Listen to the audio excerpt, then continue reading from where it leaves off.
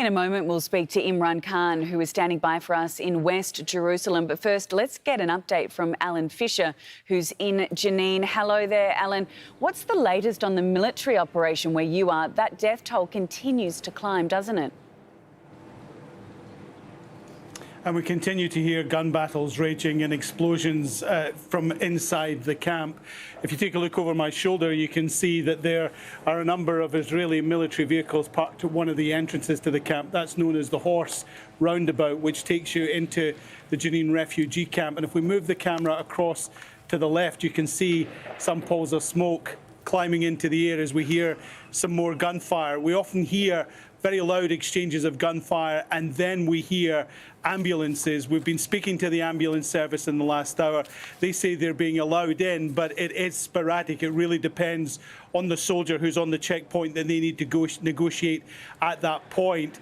And when they get in, there is a real difficulty in moving around simply because, as we've been saying, so much of the infrastructure has simply disappeared. We have seen not only Israeli military vehicles, but dual bulldozers moving into the camp in Jenin, and they're ripping up the road, moving cars out of the way, damaging people's property, and the ambulances then have to negotiate that. So the last we heard is that 8 people have been killed in Jenin, 1 other in the West Bank. There have been a number of injuries. At least 10 of those are critically ill in hospital in areas around here. But it is difficult for the medical services to get to anyone who's actually inside the camp. And Alan, this is now the 50th or so raid so far this year. Has there been any resistance that you've seen from people within the camp?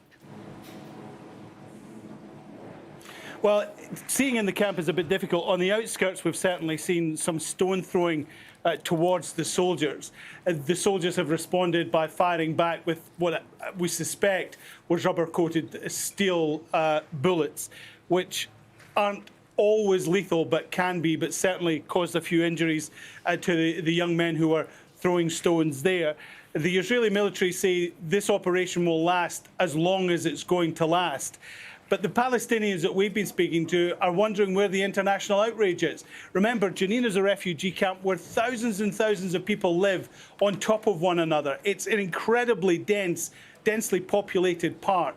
And here we saw military helicopters coming in just after midnight. This operation's now been going on for 14 hours or so.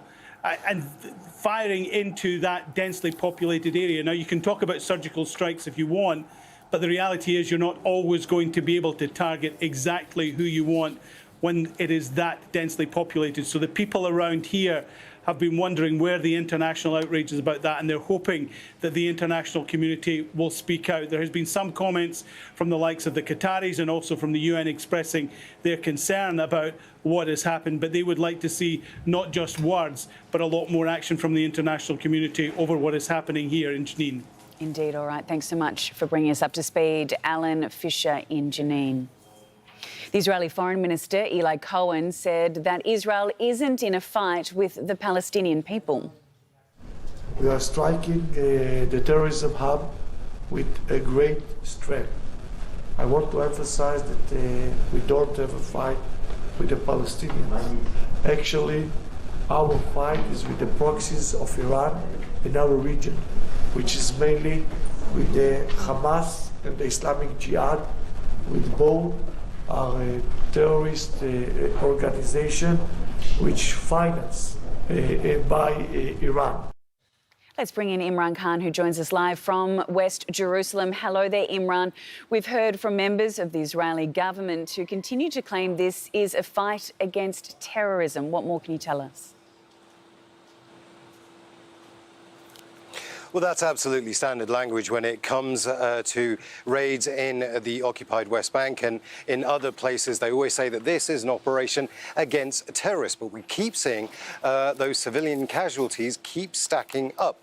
So a lot of Palestinians simply don't believe them. In fact, the Palestinian Authority have reacted saying that this is actually a war crime. He also mentioned there Iran. That's another very standard thing. The Israeli government, this government in particular, always tries to focus on Iran, hoping hoping that the international community will also focus on Iran and it become a distraction to what's actually happening in the occupied West Bank. Now, the Prime Minister, Benjamin Netanyahu, has been briefing members of his Likud party. What he's been saying is concentrate on the idea that this is a limited operation in Jenin, but it will be a decisive one, that this isn't part of a wider operation across the occupied West Bank. Now, the kind of language he's using is the same sort of language he uses when it comes to wars on Gaza. He's saying that this will be almost a decisive operation. It will continue for as long as it goes on. This is the largest operation that we've seen in the occupied West Bank against Jenin in many, many years.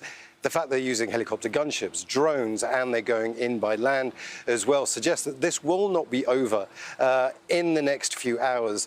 Normally, when they go in to try and arrest 1 or 2 people, perhaps to try and take some people out. And those operations last about 10 hours, about 14 hours right now. Also, because of the scale of the operation, the Israeli army had to issue a statement saying that this wasn't about them occupying Jenin refugee camp, and this wasn't a fight against the Palestinian Authority, but a strike against all of the armed groups, terrorists as they call them. Imran, these attacks come amid escalating violence in the West Bank. Can you give us a sense of what led up to this point? Well, since the beginning of the year, there have been these near nightly raids across the occupied West Bank in places like Jenin, in places like Nablus. Those then have been met with reaction from the Palestinians. We've seen shooting attacks here in Jerusalem. We've also seen escalations in other parts of the West Bank. We've also seen several clashes in places like Bethlehem and El Bire and Ramallah against Israeli forces. And the escalation is something that is really of concern to the international community in particular, but also to the Palestinians as well. The Israelis are setting up rocket defense systems on the border with Gaza just in case there is reaction from Gaza.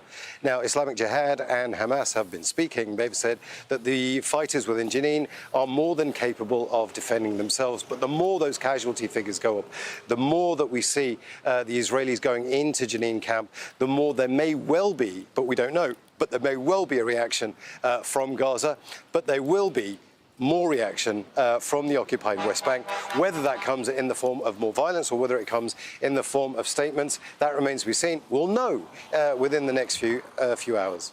All right, thanks so much for bringing us up to speed. Imran Khan there for us.